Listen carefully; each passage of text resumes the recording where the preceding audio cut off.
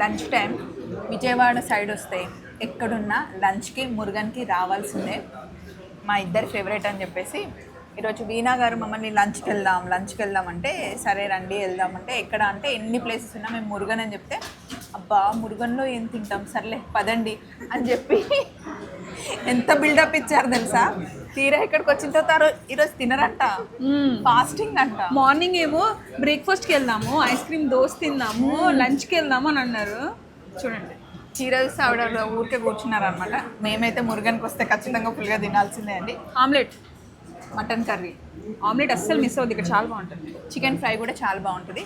ఇలా వేడిగా అన్నం తెచ్చిపెట్టి చల్లండి వేడిగా అన్నం తెచ్చి పెడతారు. ఇదిగోండి వెజ్లో ఇన్ని కర్రీస్ ఉంటాయి. ఫస్ట్ వెజ్ మీల్ లాగా ఇస్తారనమాట. తర్వాత మనకి ఏదైనా నాన్ వెజ్ కావాలంటే ఆర్డర్ చేసుకోవచ్చు. Special guest. చలో అండి, ఇందుకే మీ భోజనం అయిపోయిందా? మీరు కనుక విజయవాడకు వస్తే ఖచ్చితంగా మురుగన్లో లంచ్ ట్రై చేయండి. నైట్ డిన్నర్ అయితే ఉండదు, ఓన్లీ ఆఫ్టర్నూన్ లంచే ఉంటుంది. చలో బై బై.